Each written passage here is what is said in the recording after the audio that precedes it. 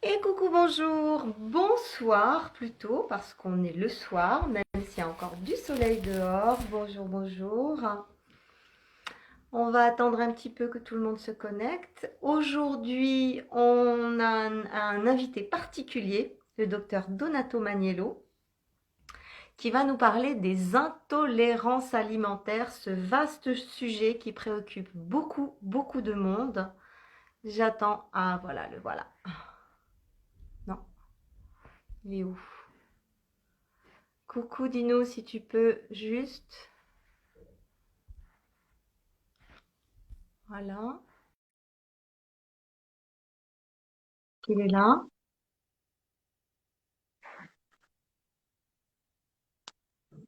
Et voilà, Ouh! Et comment ça va? ça y est, on est en direct là, c'est bien. Ça y est, tu entends bien, tu vois bien, tu es en place. Oui, oui, Il y a un petit décalage, on dirait, non? moi je t'entends bien. D'accord. Non, mais il y a un petit décalage dans le son, j'ai l'impression, parce que tu es loin quand même, hein? Je suis, oui, très très loin, oui, oui, effectivement, à quelques milliers de kilomètres. Alors Mais dis-nous, avec la... fais-nous rêver, dis-nous où tu es. Ben, écoute, pour l'instant, je suis à Saint-Domingue, d'accord, donc en République dominicaine, en pleine capitale. J'avais envie d'expérimenter un peu l'effervescence de la ville. Et franchement, on a pris une très bonne décision de quitter l'Espagne, vu que l'Europe, pour moi, bah, Ouais, et, ouais, pas que pour toi, hein, oui, c'est clair. pour tout le monde. Ok, Ici, ok. il n'y a pas la... Voilà, tout est libre ici. Vraiment, on vit en pleine liberté, donc c'est excellent. Pas de masque. Non. Si, bon, les masques, oui, mais enfin, Ouais, il n'y a pas la psychose qu'il y a en Europe. ouais, Tout ouais, ouais. fonctionne normalement, et voilà. Donc, c'est parfait. Ok. Bon, alors il y a déjà du monde qui commence à connecter. Alors, moi, je vais déjà te présenter parce que c'est compliqué de te présenter parce que tu es tellement riche, tellement riche de compétences, riche d'expériences que je vais te laisser toi-même ensuite te présenter avec tous les détails qui sont intéressants et que je serais incapable de donner parce qu'il y en a beaucoup trop. Mais moi, je voudrais juste introduire un peu notre rencontre. On se connaît de très longue date. On est des amis de très longue date. Ça fait 20 ans qu'on se connaît. On s'est rencontrés au Luxembourg. Et à l'époque, tu faisais tes premiers pas dans l'alimentation, dans tout ce concept alimentaire qui aujourd'hui est devenu ta méthode et que tu vas nous expliquer aussi à travers les intolérances alimentaires. Et donc, quand j'ai rencontré le docteur Donato Maniello, c'est lui qui a commencé à me former en tout premier, il y a 20 ans, sur l'alimentation, à m'expliquer des choses, à me dire que je mangeais mal, à m'expliquer ceci et cela. Et c'est vraiment toi qui m'a mis qui m'a donné un petit peu le virus de l'alimentation, dans le sens où c'est grâce à toi que j'ai vraiment compris énormément de choses et que je m'y suis intéressée de près. Et je me souviens qu'à l'époque, tu m'avais dit, voilà, Carole, si tu manges de cette manière-là, tu garderas un corps mince, fit et jeune, même quand tu seras très âgé.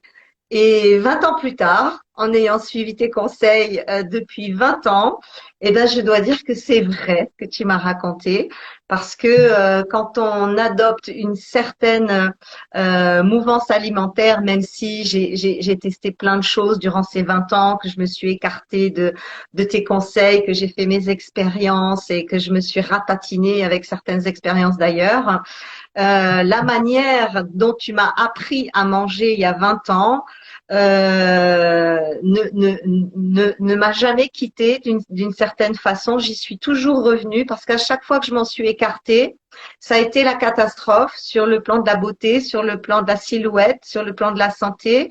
Et donc, tu m'as formé davantage il y a quelques années dans les précisions de ta méthode, ce qui m'a permis de relayer tes enseignements à mes clientes dans mes cours depuis déjà plus de 10 ans maintenant. Et donc, pour moi, tu es mon mentor concernant l'alimentation. Et très, mais c'est vrai, c'est vrai. Je veux dire, dès qu'on me pose une question un petit peu trop pointue, je dis oh là là, ça c'est pour docteur Maniello. Voilà, je vous donne ses coordonnées, allez lui poser des questions. Et tout le monde est ravi. Depuis 10 ans que j'enseigne ta méthode, tout le monde est ravi, tout le monde est content. Et il y a des résultats absolument partout. Donc voilà, pour moi, c'est ce que tu proposes, c'est véritablement une perle et une perle qui fonctionne quasiment pour tout le monde. Après, c'est sûr qu'on peut pas plaire à tout le monde parce que voilà.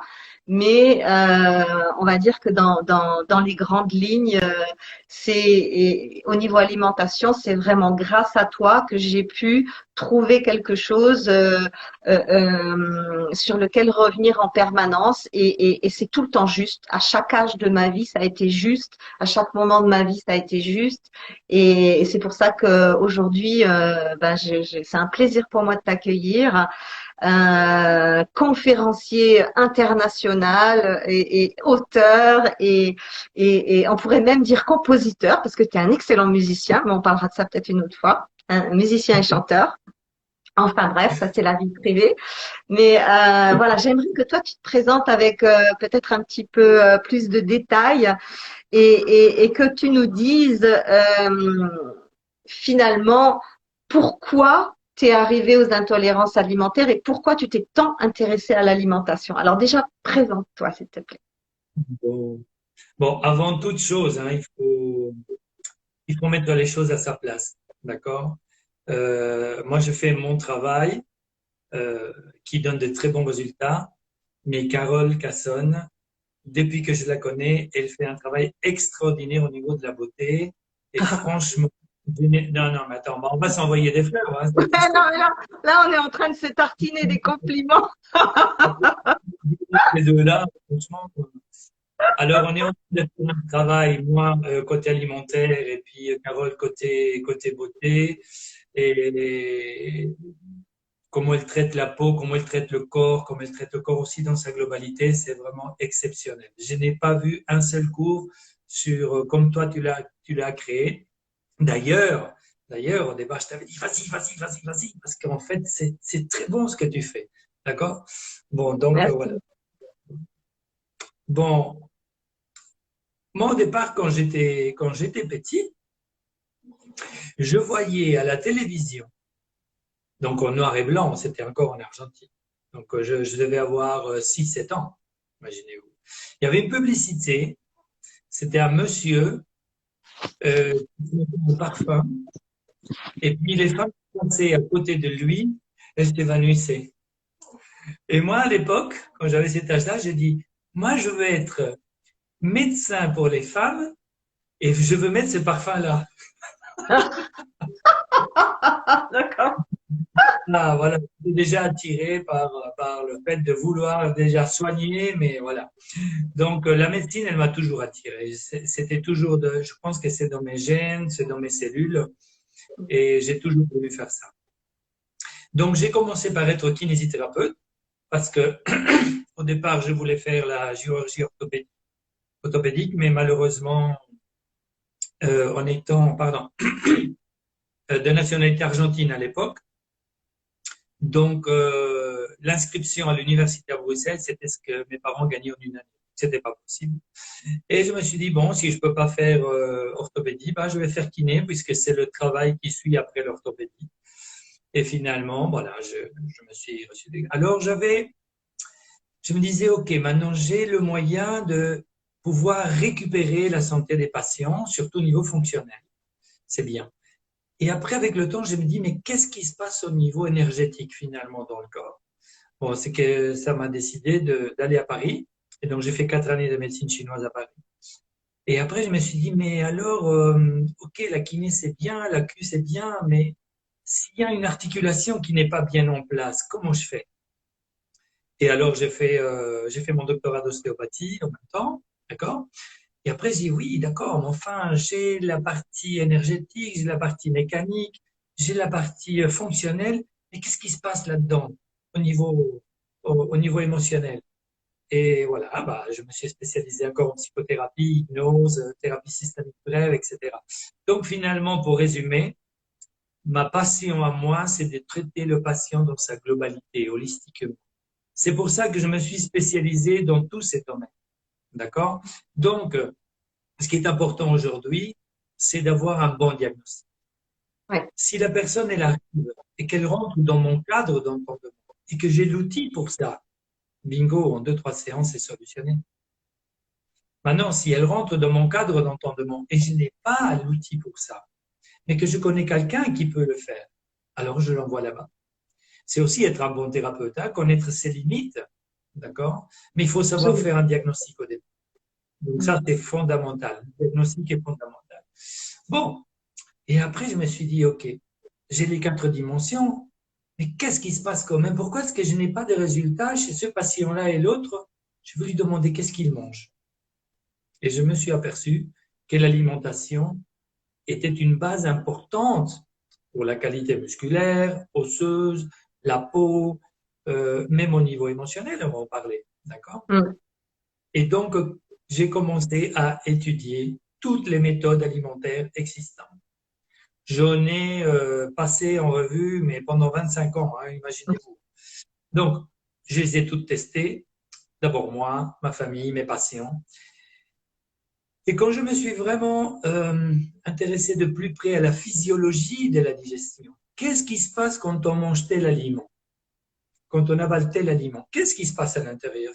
Quelles sont les enzymes, quels sont les mécanismes qui se mettent en place pour pouvoir digérer cet aliment? Et là, je me suis aperçu, et je me suis spécialisé dans l'hygiène alimentaire, donc je suis un hygiéniste également, et en intolérance alimentaire.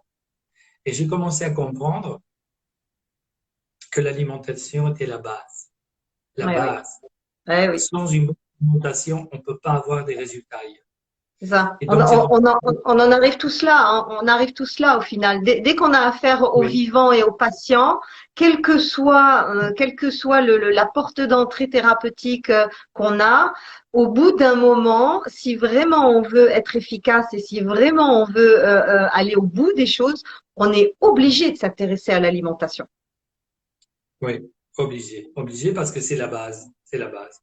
Et donc, je me suis aperçu après que toutes ces méthodes n'étaient pas logiques à l'heure de mettre les aliments dans une assiette en tenant compte de la physiologie de la digestion. Je me suis dit, mais c'est pas possible qu'il n'y en ait pas une seule. Il n'y a pas eu quelqu'un avant moi qui aurait peut-être pensé. Alors j'ai dit, bon, ok, je vais créer ma méthode. Je vais commencer à combiner les aliments suivant les enzymes à droite, à gauche, et j'ai commencé à avoir des résultats spectaculaires. Et un jour, en passant par la FNAC, en regardant les livres d'alimentation, je trouve un tout petit bouquin qui s'appelle Les combinaisons alimentaires du docteur Shelton. Ah, j'ai dit, c'est pas vrai. Là, c'était la révélation. Je me suis dit, ce mec-là, j'étais en synchronisme avec lui. Bah, lui, il est déjà décédé, hein, forcément. Mais par rapport à son travail de 1970, dans les années 70, et le travail que j'étais en train de faire maintenant, tout Ah, s'imbriquait. Je me suis hmm, dit, ah, c'est pas Eureka. possible. Ouais. Et j'ai poussé beaucoup plus loin l'histoire de Shelton. Donc, je suis allé beaucoup plus loin après avoir vu les travaux de Pavlov, de Shelton, et puis même de Atkins. Ouais. Enfin bon, plein de monde qui ont essayé des méthodes qui n'ont vraiment pas fonctionné. Mais celle-ci, elle fonctionne oui ou oui. T'as pas le choix. Ouais. Non, mais oui, oui, oui, c'est clair que oui, quoi. Et je peux le dire, j'ai plus de 15 ans de recul sur le truc. Ah oui, ça fonctionne et ça fonctionne sur tout le monde. Ouais, c'est clair.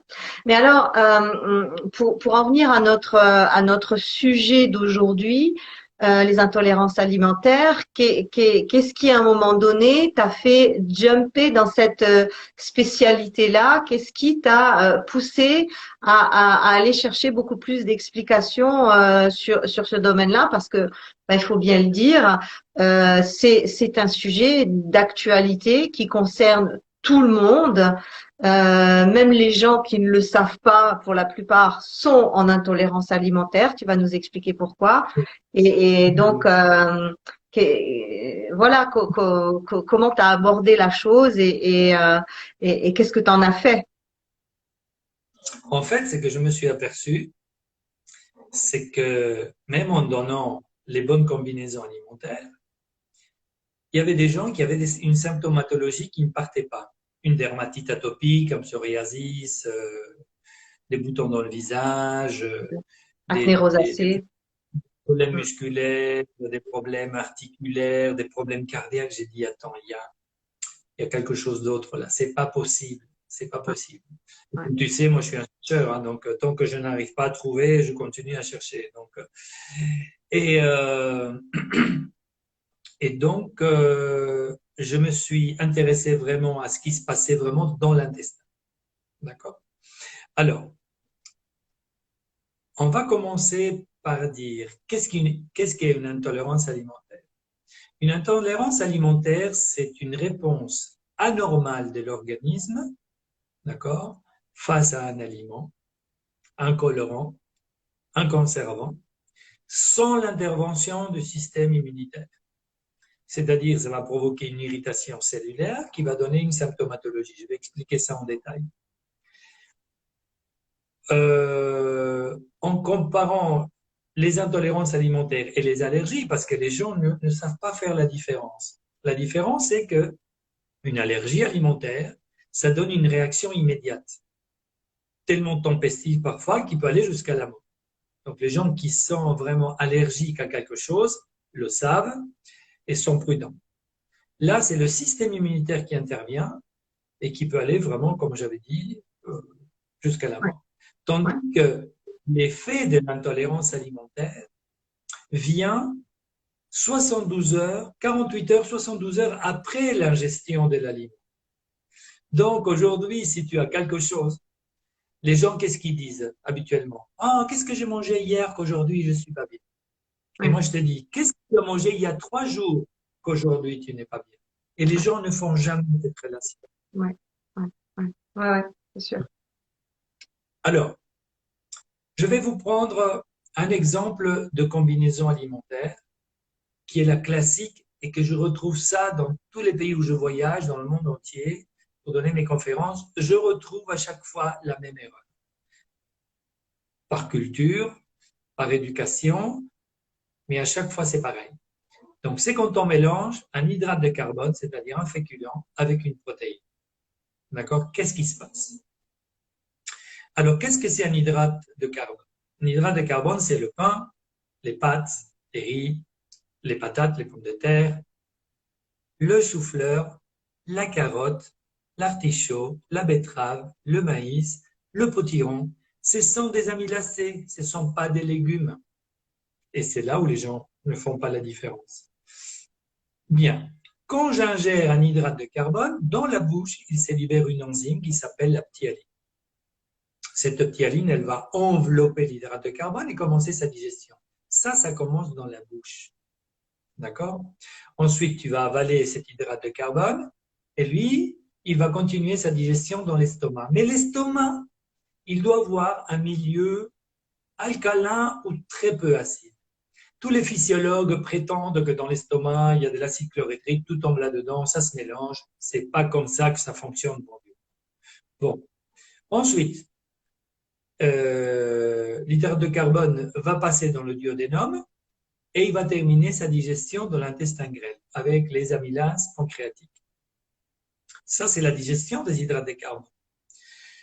Quand on ingère une protéine, c'est-à-dire viande, poisson, volaille, œuf, ou une légumineuse où il y a aussi des protéines, qu'est-ce qui se passe dans l'estomac? Dans la bouche, il ne se passe rien. Mais dans l'estomac, il se libère une enzyme qui s'appelle la pepsine.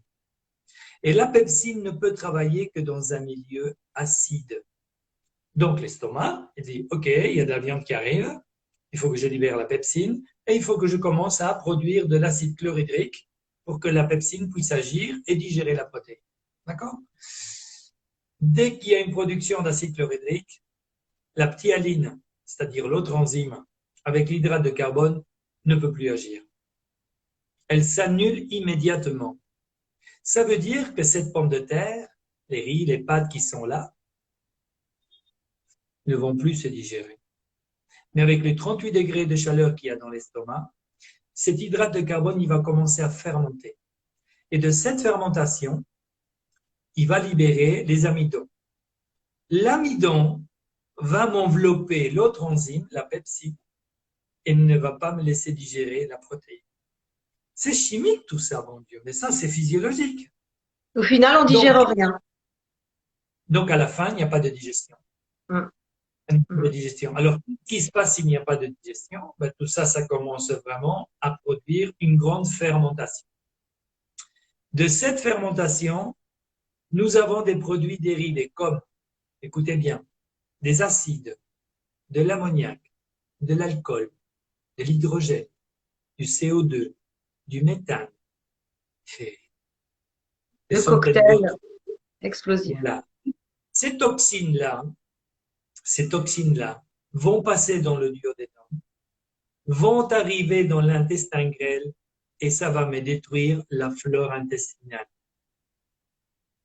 D'abord, on détruit la flore et ensuite, on va endommager la membrane intestinale. Qu'est-ce qui se passe à la fin? On va voir l'intestin perméable. L'intestin va être troué.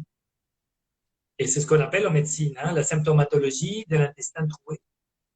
Donc, toutes ces toxines de la fermentation vont passer à travers la membrane, ils vont aller dans le flux sanguin.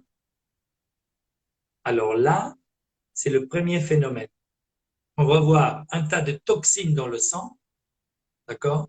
Et le sang, il passe par où?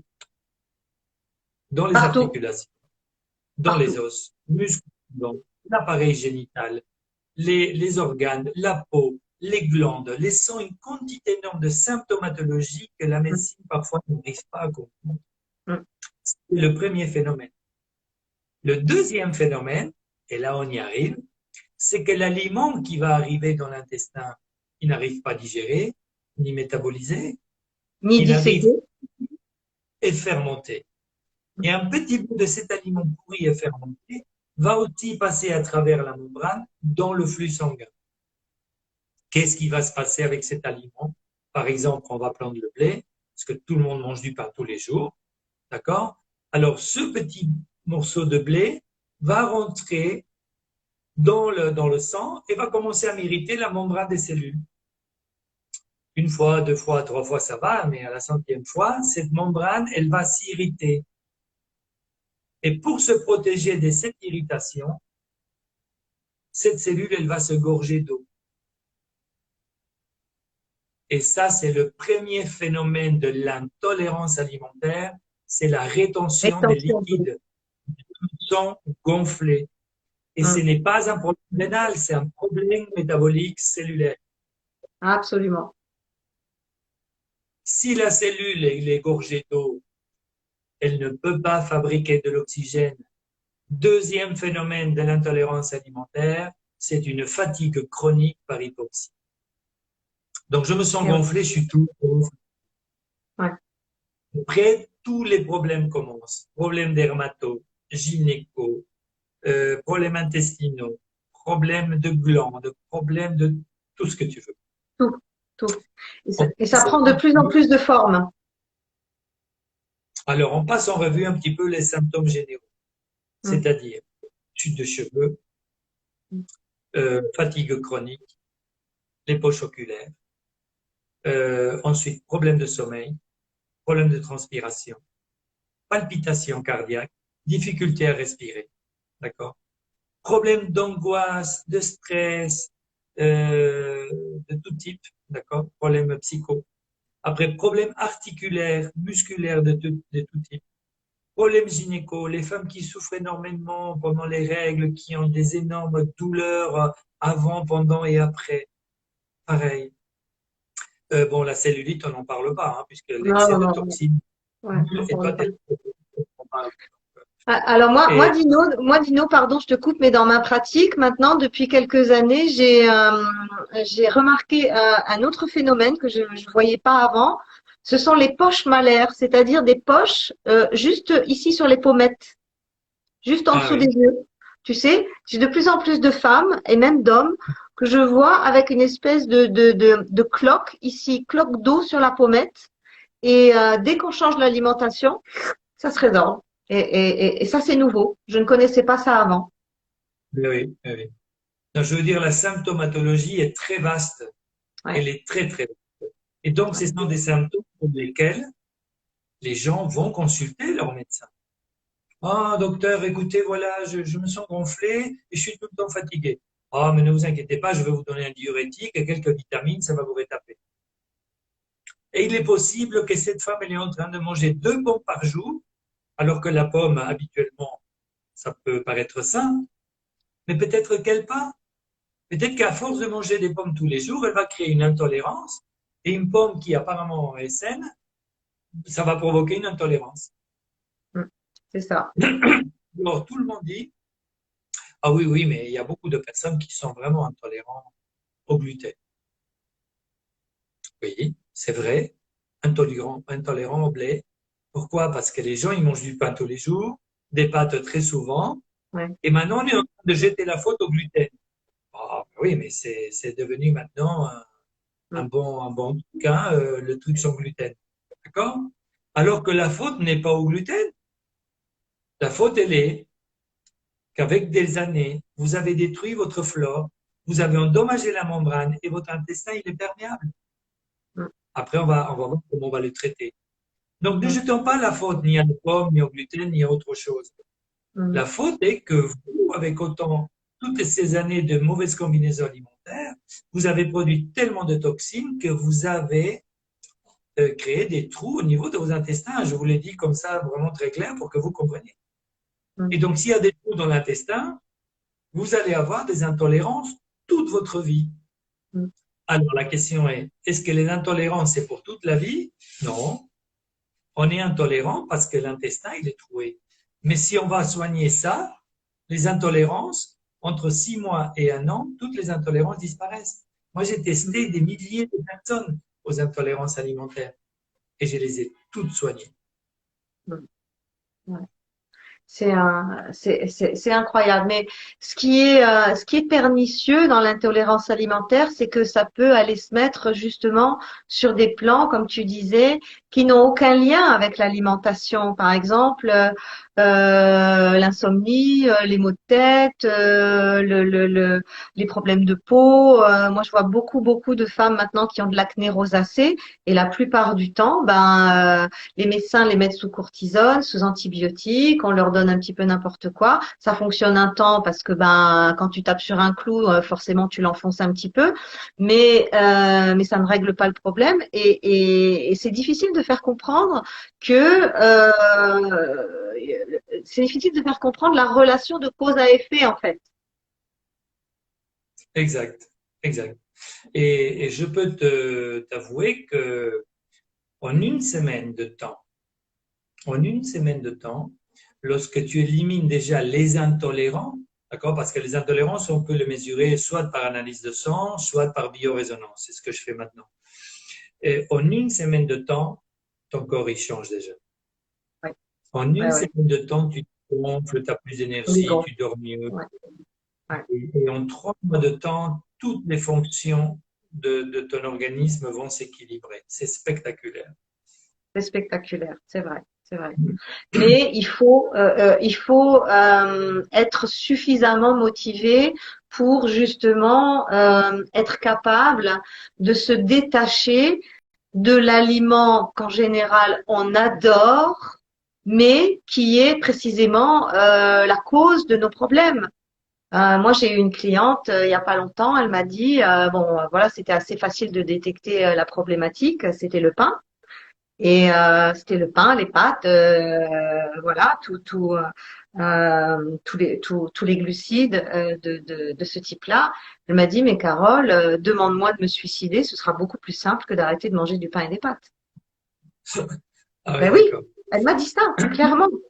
Donc, il y a aussi cet affect qui est lié à l'aliment et qui emprisonne littéralement la personne parce qu'aujourd'hui l'alimentation c'est devenu on va dire l'étage où on se fait du bien, où on se fait plaisir, où on se réconforte puisqu'il n'y a plus grand chose autour qui fait qui joue ce rôle-là pour beaucoup, c'est dans l'alimentation qu'on va chercher ce plaisir, ce réconfort, cette douceur. Et puis, en fait, on se rend compte que non seulement il y a de l'intolérance alimentaire, mais que bien souvent cette intolérance alimentaire, quand on gratte un petit peu, on se rend compte qu'il y a une addiction alimentaire. Il faut savoir que dans les aliments aujourd'hui, d'accord, les multinationales de l'alimentation, on sait ce qu'il y a, hein, tout ce qui est industriel, Mm. et il y a des additifs, des colorants, des conservants et des exhausteurs de goût. Donc, ça Oui. veut dire que oui, ça, on provoque une addiction à tous ces Mm. aliments-là. Mm. Alors qu'il Mm. faut savoir un peu qu'est-ce qu'on est en train de faire, pourquoi je me sens comme ça. Il faut prendre conscience au départ. Il faut Mm. reconnaître qu'on est dans l'erreur, c'est-à-dire, je n'ai pas bien fait pendant toutes ces années, j'ai compris, je prends conscience. Maintenant, ce que je cherche dans ma vie, c'est quoi? Une qualité de santé. OK. Donc, il faut quand même être conséquent. Et comme j'ai dit, l'intolérance, c'est pas pour toute la vie. C'est juste le temps de les traiter. Ouais, c'est passager. Alors Dino, attends, excuse-moi, je te coupe, mais pour les questions, je vois qu'il y a des questions qui passent. On va pas lire les questions maintenant, s'il vous plaît. On fera un espace questions-réponses à la fin et on pourra revenir sur vos questions. Voilà. Tu diras que je répondrai à toutes les questions. D'accord? Il n'y a aucun Voilà, souci. voilà. Alors, ce qui est important aussi de comprendre, c'est que les légumes, les légumes verts, d'accord? Tout ce qui est vert, c'est, on va dire, c'est dans les catégories des légumes, sauf les artichauts. D'accord? L'exception au vert, c'est le poivron rouge, le jaune, l'aubergine et le chou rouge, que je les considère dans la famille des légumes verts. Donc, euh, il faut savoir que les légumes, comme les fruits, ne se digèrent pas dans l'estomac. Ils se digèrent dans l'intestin grêle. Donc, quand on mange un légume cru, il va rester peut-être 10 minutes dans l'estomac, le temps de bouger un peu, d'arriver, et ça passe directement dans le duodénum. Ça ne reste pas dans l'estomac. Et le fruit, pareil. D'accord? Quand vous mangez un fruit, je crois que le fruit qui reste le plus longtemps dans l'estomac, c'est la pomme, si elle n'est pas bien mâchée. D'accord? C'est à peu près 30 minutes. Sinon, au bout de 10-15 minutes, ça passe de l'autre côté. Bien. Quand je vais associer mes hydrates de carbone avec des légumes crus, l'hydrate de carbone va retenir le légume cru dans l'estomac. Et donc, il va commencer aussi à fermenter. Mhm, mhm. Donc, quand on mange des pâtes, du riz ou des pommes de terre, très souvent, il y a une salade à côté. D'accord? Mais on ne peut pas manger des légumes crus avec des féculents. C'est pas possible. Mhm. D'accord? Donc, qu'est-ce qui se passe quand on mange steak, frites, salade? Ah ouais, Et voilà, je veux dire, ouais, là, vous avez tout faux. Là, vous ouais, avez tout faux. ouais. Donc, à partir de là, les légumes crus peuvent uniquement se mélanger qu'avec des protéines. Et là, il n'y a aucun problème. Donc, après, je vous dirai après le résumé de comment il faut faire. D'accord? Ensuite, on a les légumineuses, c'est-à-dire tout ce qui est lentilles, pois chiches, flageolets, etc. Donc, ce sont des aliments très complexes qui sont faits de moitié de protéines et moitié d'hydrates de carbone, à peu près. D'accord? 50-50, 60-40, ça Ouais. dépend de la légume. En tout cas, il y a les deux. D'hydrates de carbone, je ne veux pas pouvoir rajouter mes protéines. Et si j'ai ma partie, donc pas de viande, pas de petits salés, pas de saucisses dans mes lentilles, quoi. Et si j'ai ma part de protéines dans mes lentilles, je peux pas rajouter des hydrates de carbone. C'est-à-dire, je peux pas rajouter ni de riz, ni de carottes, ni de pommes de terre. Donc, les légumineuses, toujours avec des légumes cuits. Oui. Vous vous trompez jamais. Voilà, ça c'est les règles. Donc, protéines avec des légumes verts cuits ou crus. Hydrates de carbone, toujours avec des légumes cuits. Et légumineuses, toujours avec des légumes verts cuits. Et là, vous vous trompez jamais. Vous allez réécouter cette vidéo, j'espère. Oui. Donc, vous allez mettre ça en place et vous allez voir les changements que vous avez. Les fruits, jamais après un repas. Jamais après un repas. Mais dans toutes les cultures, après un repas, on met la salade de fruits au milieu. C'est faux. Mm.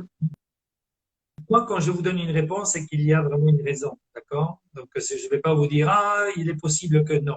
C'est comme ça. Ça veut dire quoi? L'effet sucré après un repas, ça fait dilater le duodénum.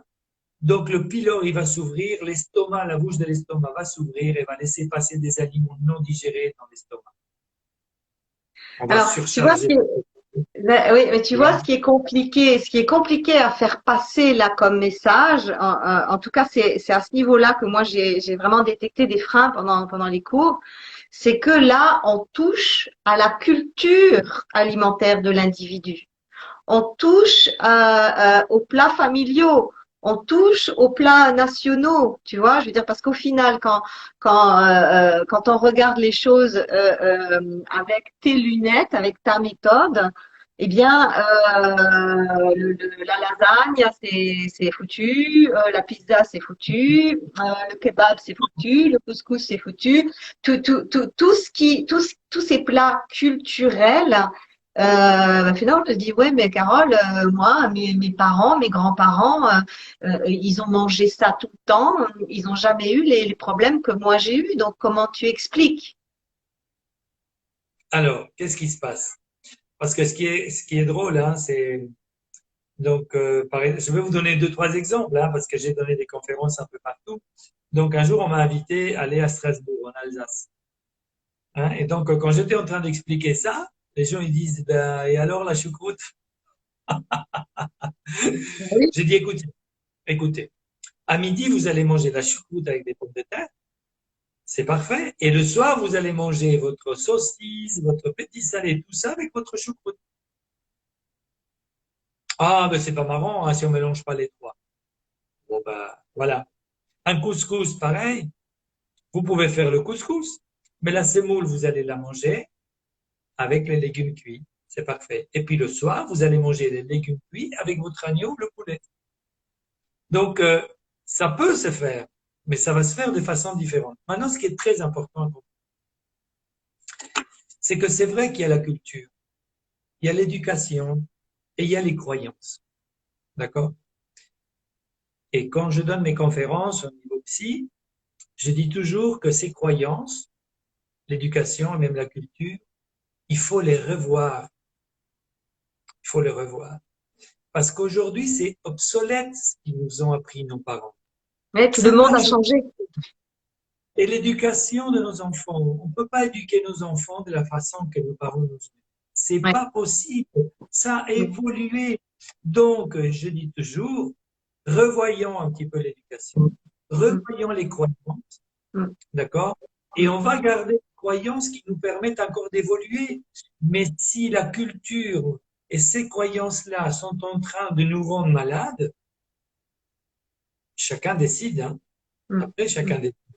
mm, Mais moi, je revois un petit peu tout ça, je me dis non, ça ne me sert plus, mm. parce que maintenant c'est comme ça. Donc, je vais changer la culture.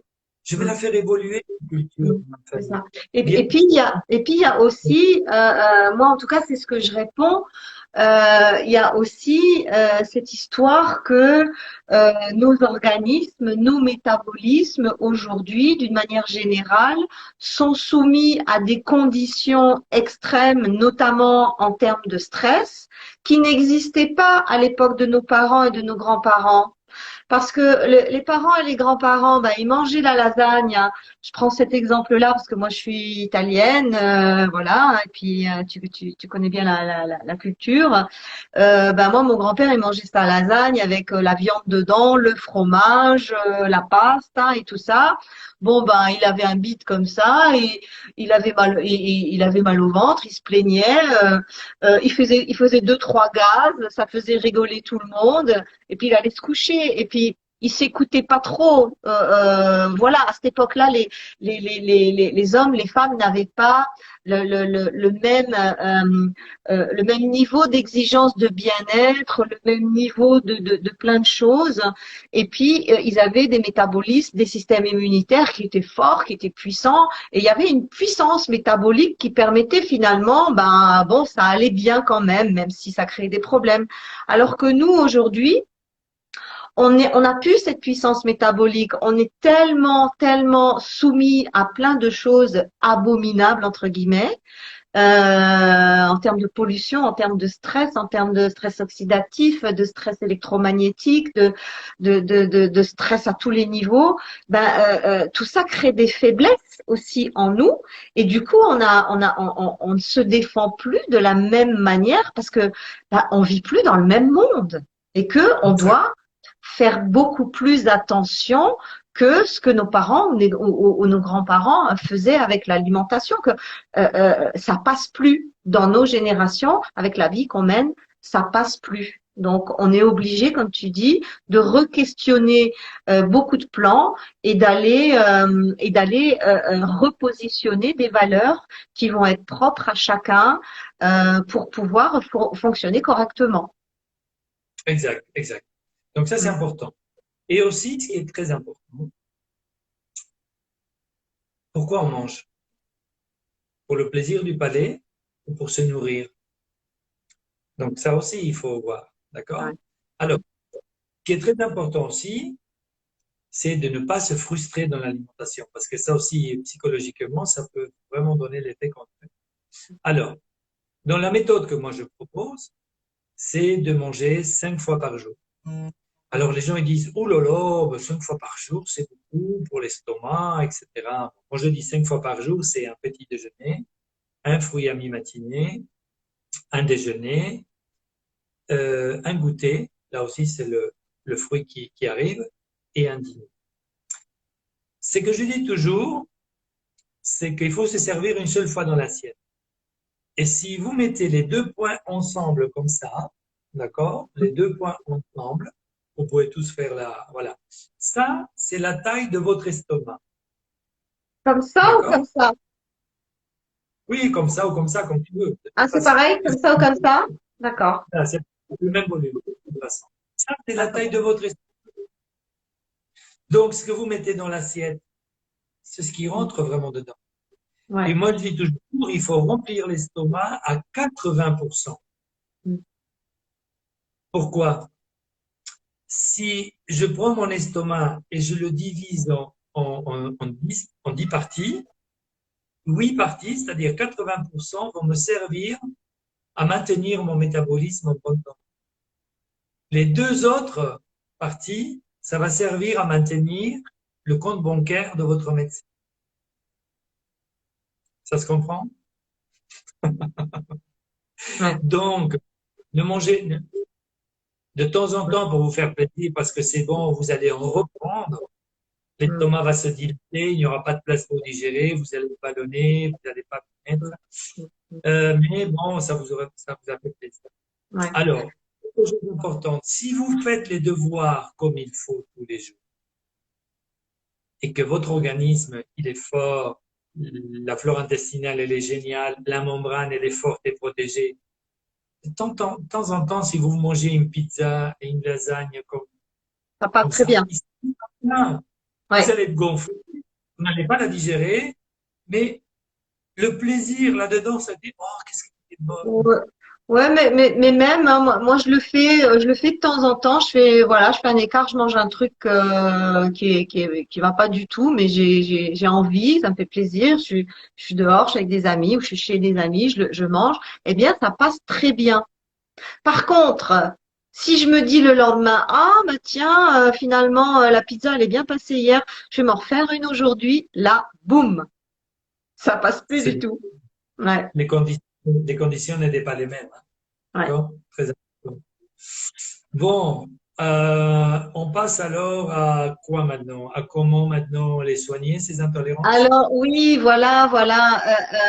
Moi, je voudrais poser aussi une question avant concernant les enfants, parce qu'on me la pose toujours, et moi, je suis pas du tout une spécialiste des enfants, de l'alimentation des enfants. Est-ce que c'est intéressant de d'apprendre aux enfants à manger comme ça dès leur plus jeune âge, ou est-ce que vaut mieux pas? Ah, si, Oui. absolument. Je vais donner des conférences gratuitement dans les écoles primaires pour déjà Ah, dans les parler aux écoles. de comment combiner les aliments. Et une fois que j'ai parlé aux enfants, on invite les parents et on atteint aussi les parents. Ça, c'est Ah, très vrai. d'accord. L'enfant, jusqu'à l'âge de 6 mois, le sein de la mère. Hmm. Et à partir de 6 mois, l'enfant doit avoir ses 5 repas par jour. D'accord. Bien sûr, petite quantité. Mais on va commencer vraiment à combiner correctement les aliments. Et les enfants, si on leur apprend dès le plus jeune âge, ça va être Hmm. formidable. C'est des enfants qui ne seront jamais malades. Moi, je vous donne l'exemple de mes enfants. La sécurité sociale nous a appelés il y a quelque temps. Donc, la fille de ma femme, elle a maintenant 17 ans. Moi, je l'ai connue quand elle avait 3 ans. Et Francesco, qui a 9 ans. La sécurité sociale appelle à la maison, dit, mais écoutez, vos enfants sont avec vous. Je dis, ils sont avec vous. Et ça va, ils sont en bonne santé. Ils sont vivants. Je dis, mais c'est quoi cette question? Vous les avez pas tués? Ben, je n'ai pas compris. Ben, écoutez, c'est parce qu'on voit ici que depuis qu'ils sont nés, ben, ils sont jamais allés voir un pédiatre, ni un médecin, ni rien du tout. Alors, on leur explique qu'en fait, nous, on mange d'une certaine façon. Le système immunitaire, il est très bon, il est efficace et on n'est jamais malade. Ouais. On n'est Ouais. jamais. Alors, j'avais fait une étude quand j'étais encore au Luxembourg. C'est les enfants de 3 à 5 ans qui souffrent beaucoup de mucosité, grippe à répétition, les végétations gonflées, les amygdales qu'on veut extirper, les otites à répétition, bronchite, voilà.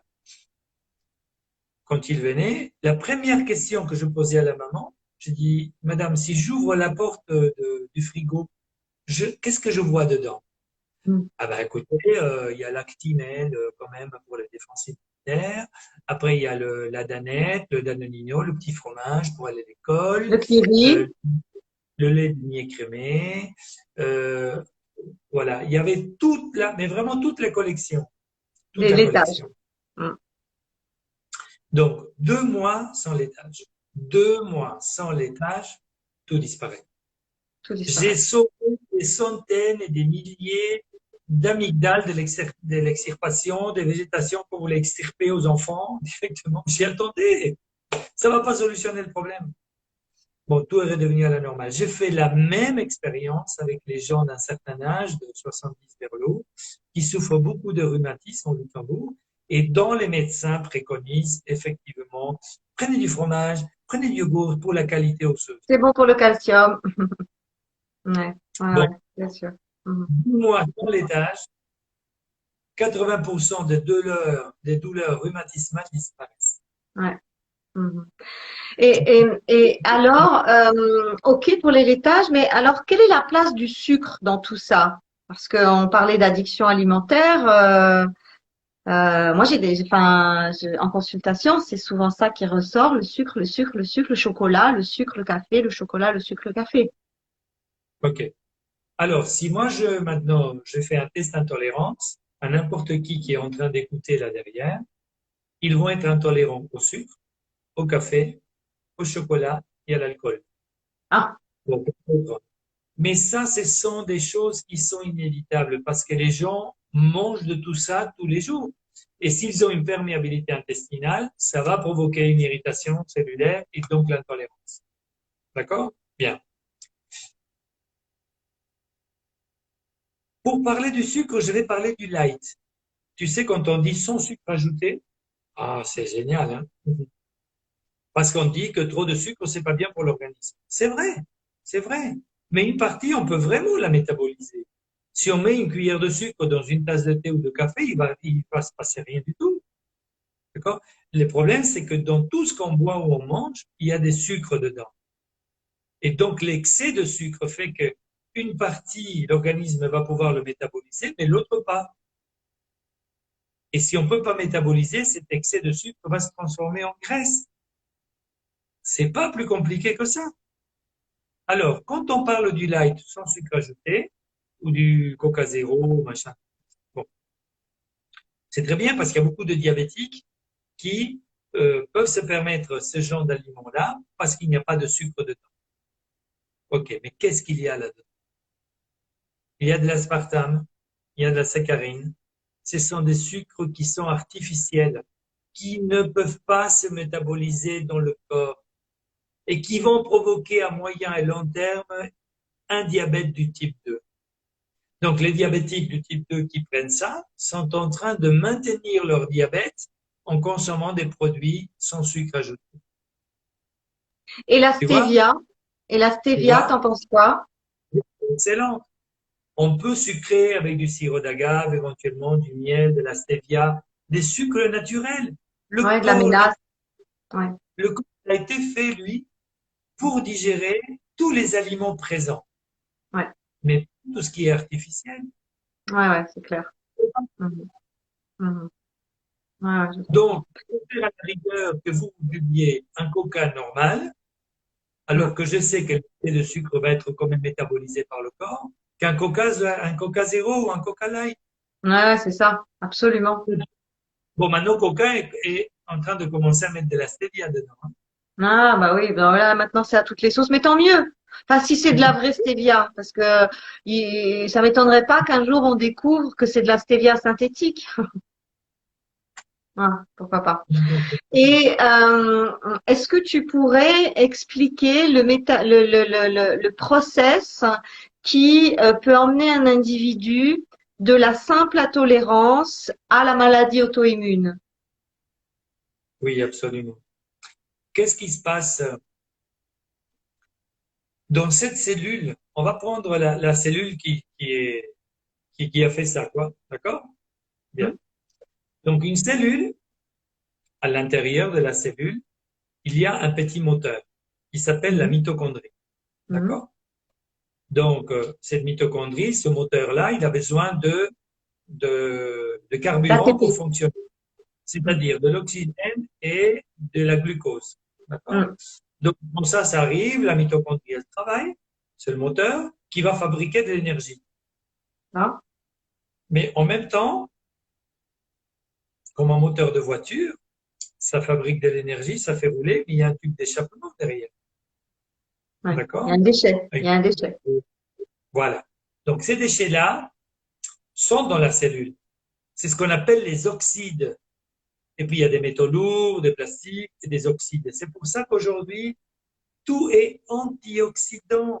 Ouais. D'accord? Pour justement contrecarrer les oxydes, d'accord, de la mitochondrie, puisqu'elle est en train de travailler. Bien. Qu'est-ce qui se passe quand on a une maladie? D'accord? On a une symptomatologie, une maladie, et on va voir le médecin. Le médecin va vous donner des antibiotiques ou des choses comme ça, parce que là, effectivement, vous avez un problème pulmonaire. Oui, bah, je vais vous donner un aérosol, à droite, à gauche, alors que c'était peut-être pas nécessaire. Mais la membrane de cette cellule, elle va s'épaissir, d'accord? Pour se protéger, elle va s'épaissir, d'accord?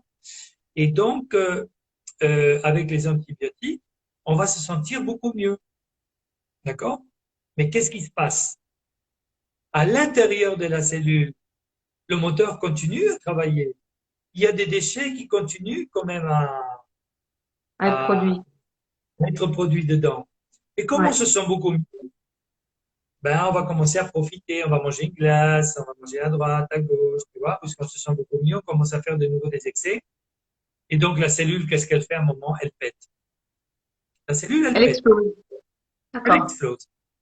Donc, des petits morceaux de membrane des cellules vont se retrouver dans le flux sanguin. Ouais. Et là, le système immunitaire dit, et là, attention, il y a des trucs que je ne reconnais pas dans mon corps.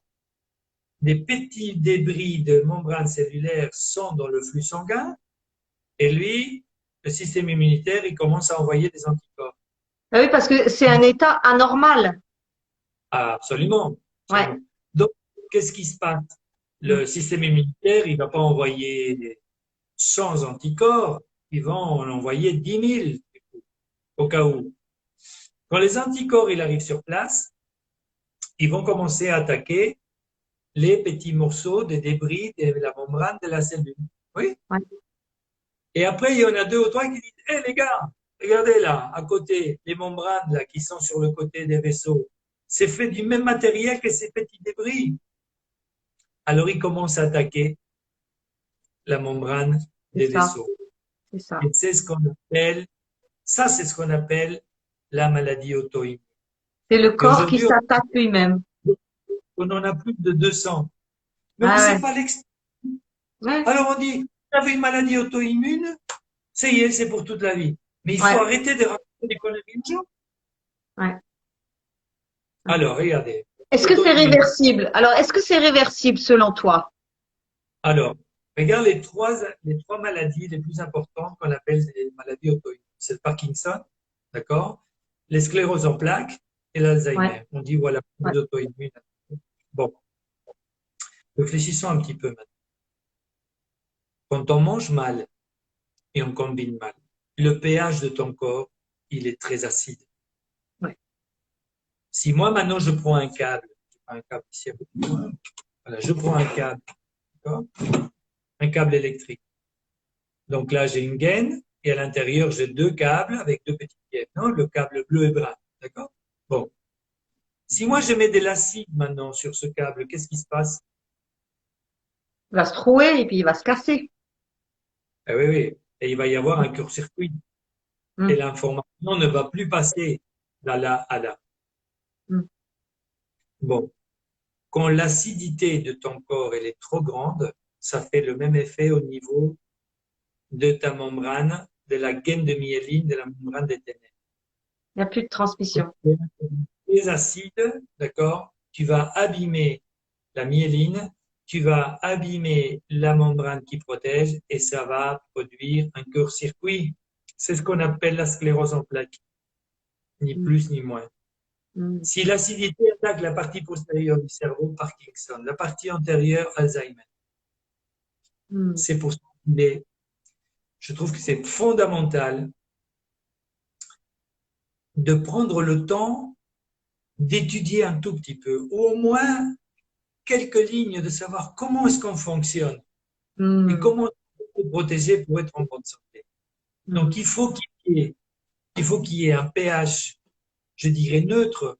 Trop alcalin, c'est pas bien non plus, mais Mm. trop acide non plus. Une cellule cancéreuse, elle vit dans quel milieu? Dans un pH acide, dans un milieu sans oxygène et dans un milieu salin. Mm. Si moi j'échange ces trois paramètres, une alimentation alcaline, j'oxygène mon corps et je réduis le sel. La cellule cancéreuse, elle ne peut pas vivre. C'est pour ça que j'ai eu des cas de cancer qui se sont résolus. Mm. Je Mais pensais que la cellule cancéreuse se nourrissait principalement de sucre. comment? Je pensais que la cellule cancéreuse se nourrissait principalement de sucre. Si, elle se nourrit de sucre, de glucose, mais elle vit dans un milieu salin. Ah, ok, d'accord, ok, d'accord. Mais donc, est-ce que ça signifie qu'une fois arrivé à ces stades extrêmes de maladie, est-ce que ça signifie que même à un stade très, très, très évolué, en changeant totalement, en faisant une véritable révolution alimentaire, est-ce que la maladie peut régresser ou est-ce que ben, les séquelles sont irréversibles? Il y a des études qui démontrent que maintenant, les cellules nerveuses, elles peuvent se régénérer. Oui, c'est vrai. Donc, pourquoi pas? Maintenant, moi, je ne Mhm. suis pas Jésus-Christ ni bon Dieu qui vont dire, oui, vous suivez ma méthode et vous allez être guéri de tout. Ouais, ouais, ouais, non, c'est sûr, c'est sûr. Mhm. Mais seulement, en même temps, vous savez comment changer les choses pour faire revenir les choses à la normalité. Mhm. Donc, appliquez, faites, voyez voir. Je ne suis pas le seul qui parle de ça, hein. Il y a des tas de spécialistes en France, en Europe, Oui, oui, oui, qui, oui, bien sûr, bien sûr, bien sûr. qui parlent. Il n'y en a pas beaucoup qui parlent des combinaisons alimentaires, hein. Je ne connais pas. Non, non, non. Bon, D'ailleurs, à chaque fois que je rencontre quelqu'un qui est spécialisé dans la nutrition, me dit ah mais c'est quoi cette histoire? Mais t'es sûr que c'est bien?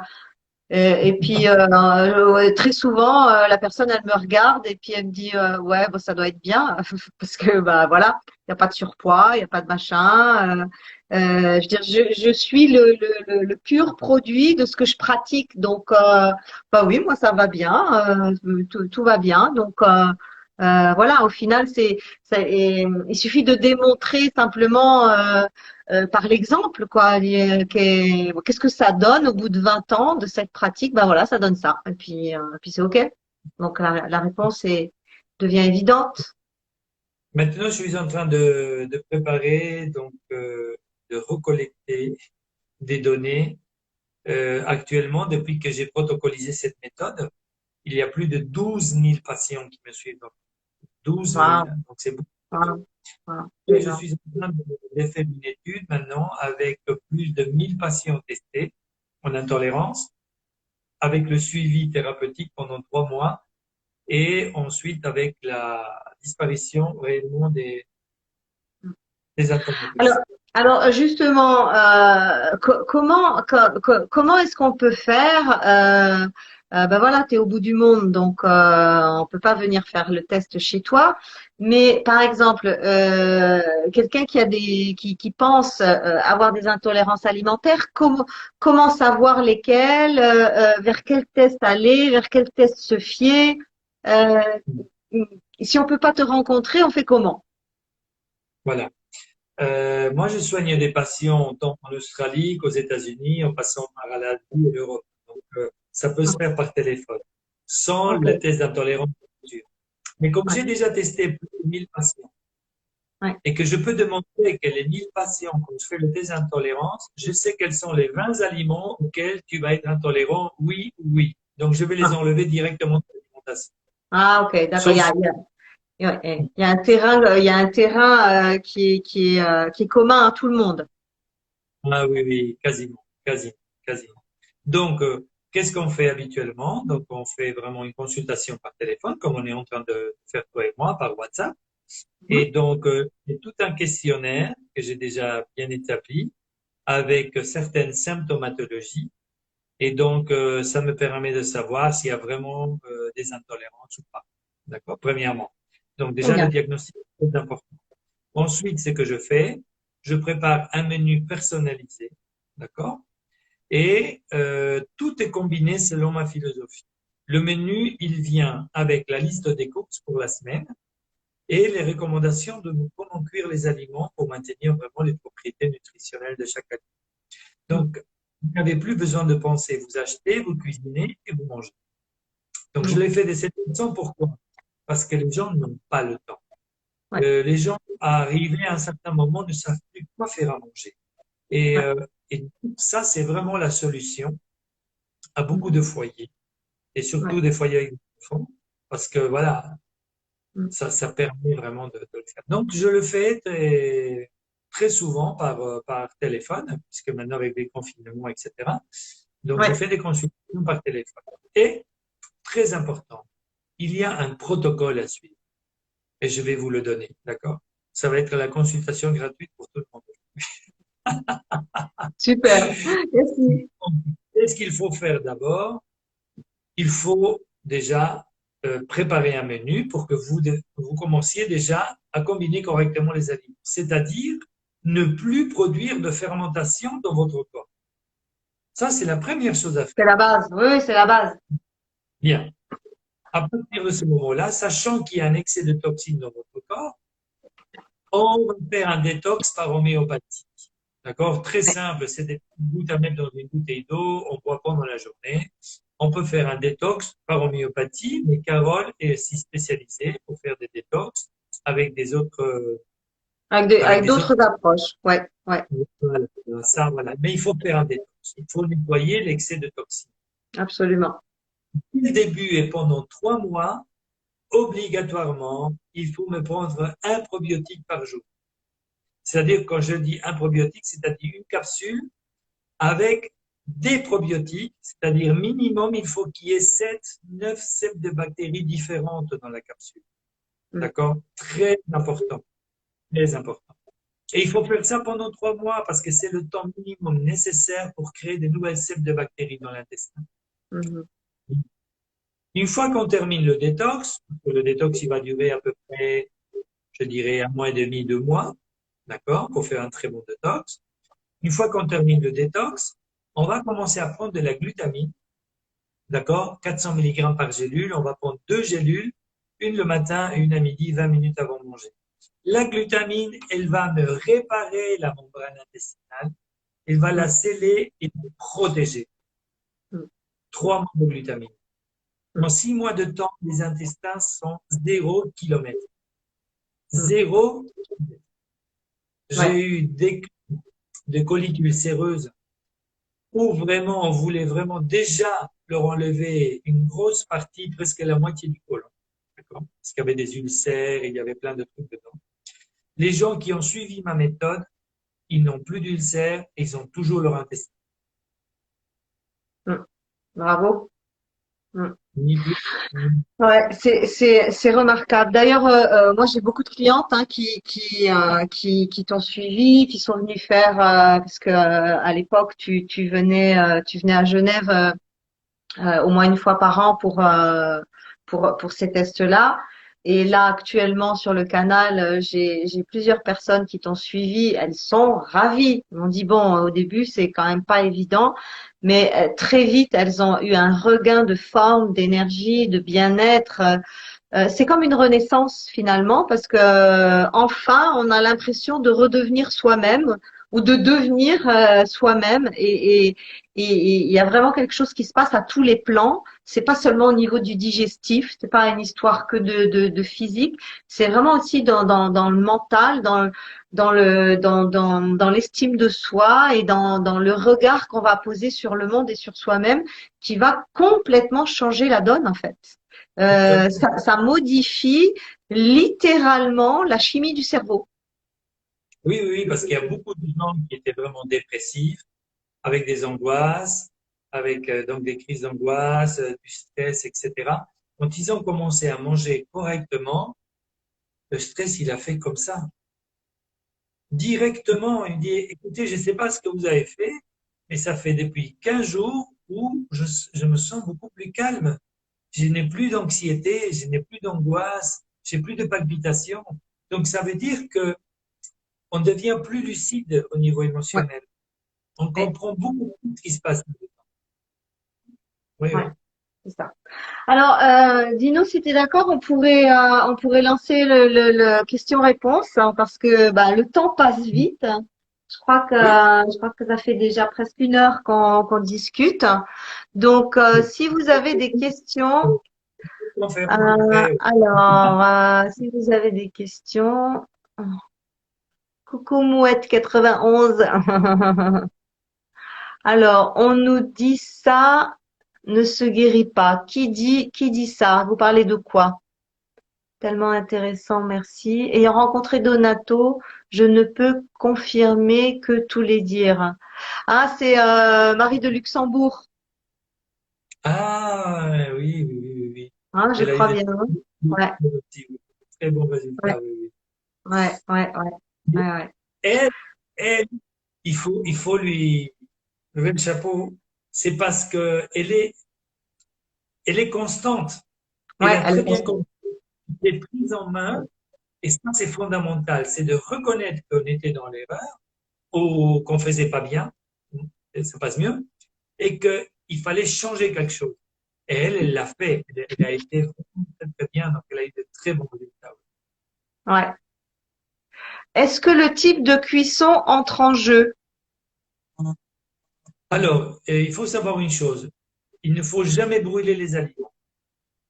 Ouais. Pourquoi? Quand on brûle les aliments, on crée de nouveau des enzymes jusqu'à 400 parfois quand on brûle une viande. Et ces enzymes-là, on ne peut pas les digérer. Et donc, il est dit et clairement dit que ça peut être cancérigène. Donc, on ne doit jamais frire les viandes. C'est-à-dire, dans une poêle, on ne met jamais d'huile pour faire frire ni le poulet, la viande, le poisson, jamais. Pourquoi? Parce qu'il y a une couche de graisse qui va se créer autour de la protéine et la pepsine ne pourra pas traverser cette couche de graisse. Alors Et donc, on cuit avec quoi le steak? ben, rien du tout. Avec la poêle, il y a déjà assez de graisse dans la viande pour que ça puisse se cuire tout seul. Donc, à feu doux, lentement, mais on ne brûle jamais. Mhm. Ok, Très important. d'accord. Une chose comme ça, parce que très souvent, les gens, ils ont tendance à bouillir les aliments, c'est-à-dire euh, et donc après, on les enlève de l'eau et on les mange. Bon, il est vrai que quand vous les montez à très haute température, tous les minéraux et tout ça, ça va rester dans l'eau en fait. C'est pour ça, ne jetez jamais l'eau de cuisson de vos légumes. Vous les gardez, vous les mettez dans un vase et puis vous les mettez au frigo. Et ça, c'est Et on quelque en... chose que vous pouvez faire pendant la journée. Et là, c'est plein de minéraux, c'est plein de vitamines. Donc, ne jetez jamais l'eau de cuisson de vos légumes. D'accord.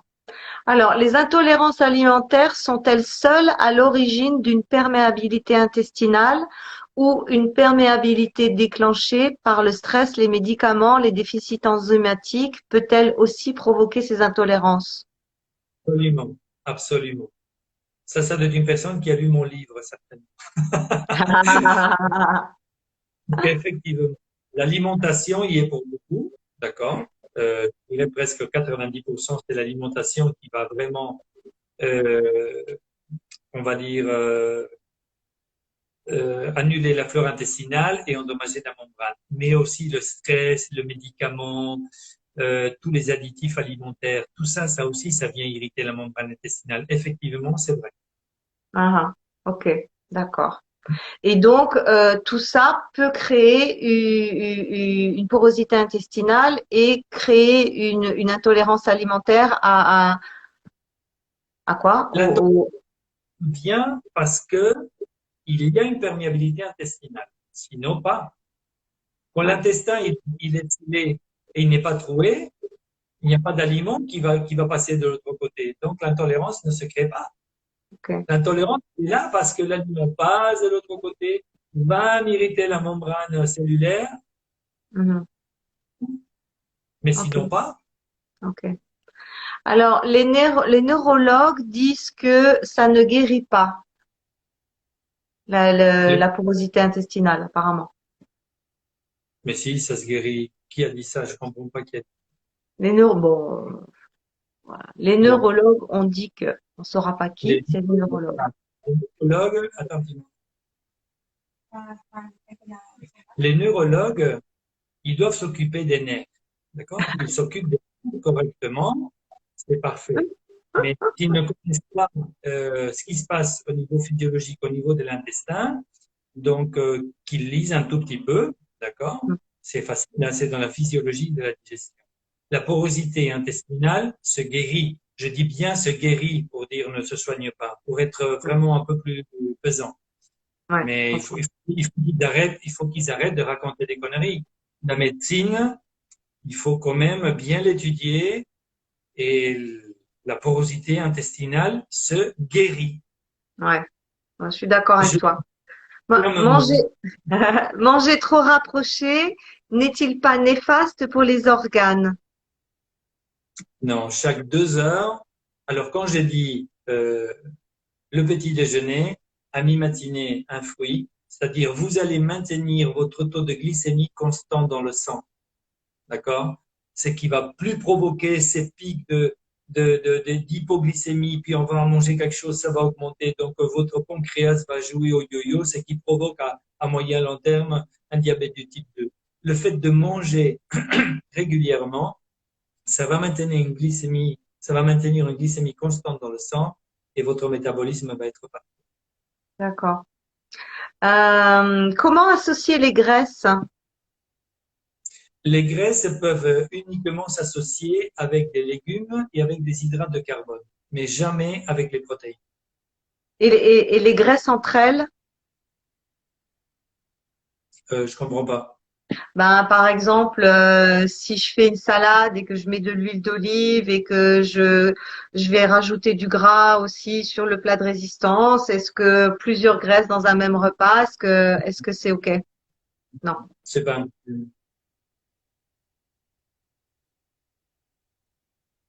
J'ai pas compris ta réponse. que ce n'est pas un problème. Ah, c'est pas un Je veux problème. dire, c'est-à-dire, tu peux rajouter de l'huile de lin, de l'huile d'olive, et voilà, tu peux rajouter ça sur D'accord. les hydrates de carbone et les légumes, il n'y a pas de problème. C'est sur les protéines qu'on ne C'est peut sur pas les rajouter. protéines, voilà. Les graisses, c'est sur les protéines, effectivement. Dans quelle famille sont les algues marines? Dans les légumes. Dans les légumes. Pouvez-vous Ça répéter les aliments indissociés?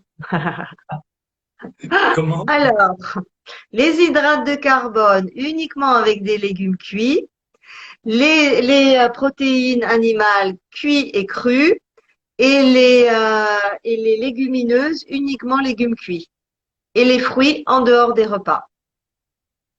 C'est Ça y ça, est, docteur? vous connaissez le méthode Manilo, c'est parfait. Alors, bonjour. Est-ce que votre méthode peut guérir d'une dysbiose intestinale, fatigue chronique, endométriose? Alors oui, dysbiose, oui, on parle que de ça depuis le début. Fatigue chronique, c'est la cause. Et par contre, l'endométriose, est-ce que ça a un lien avec notre sujet? C'est un lien avec l'alimentation et surtout avec des produits laitiers et l'excès de calcium dans l'organisme. Et j'ai pas entendu la fin. L'excès de calcium dans l'organisme. Ah, l'endométriose aurait un lien avec l'alimentation Les et tu as produits dit laitiers. les produits laitiers et excès de calcium dans l'alimentation qui viendrait des produits laitiers. Ouais, ok. Bon, ben voilà, hein. Alors, c'est intéressant, hein, ça, hein, vraiment. Et le protocole pour la glutamine sur 6 mois, 2 gélules, 400 milligrammes par jour, c'est bien ça? C'est bien ça, mais pendant 3 mois, hein. 3 mois. D'accord. Alors, et quel est ah oui, alors quel est le titre de votre livre? Est-ce que tu as ton bouquin sous la main? Est-ce que tu peux montrer la couverture? Non. Oh. Non, sérieux? Tu l'as pas? Vous pouvez le trouver sur Amazon, d'accord? Il s'appelle Emmène-moi avec toi et je changerai ta vie. Oh là là, est-ce que je l'ai sous la main, moi? Si j'avais su, si tu me l'avais dit, je l'aurais préparé, mais je l'ai pas préparé. Là, il faut que je le cherche dans la bibliothèque à côté, ça va être long. Tu peux redire, mais je vais noter le titre dans la description. Ouais, ouais, ouais. Ok, Ok. ok. Et on le trouve sur Amazon partout. Ok, Facilement, oui. très facilement. Il a été traduit en 7 langues. Bon. C'est ça? Comment? Il a été Il est traduit en en six sept langues. langues. 6 langues. En six. Co- Oui, oui, oui. Comment faire passer une intolérance alimentaire chez un enfant de 4 ans? Bah, pareil, en faisant un test d'intolérance, en mangeant correctement et en prenant des probiotiques. Ouais. Ouais, parce qu'on est en train de m'attendre déjà sur une autre conférence de l'autre côté. Ah, ok, d'accord. Bon, alors on va boucler là. On va boucler là. Combien de temps l'estomac se met à se vider après un repas très riche et non dissocié? Des trois heures. mois. Oui, 2 heures parfois. 3 mois. Ouais. De toute Ok. façon, regarde, ce qu'on peut faire, c'est que si les gens ils ont des questions ou des doutes, d'accord, tu peux leur donner mon email et moi je me Oui. ferai un plaisir de leur répondre. D'accord, très bien. Ok, très bien. Dino, on te libère. Merci infiniment pour ta venue, pour tes explications, pour tout ce que tu nous as donné. Un autre live peut-être pour aller un petit peu plus loin dans les questions. On verra bien. Merci beaucoup, beaucoup. Moi, je remercie tous ceux qui étaient là ce soir.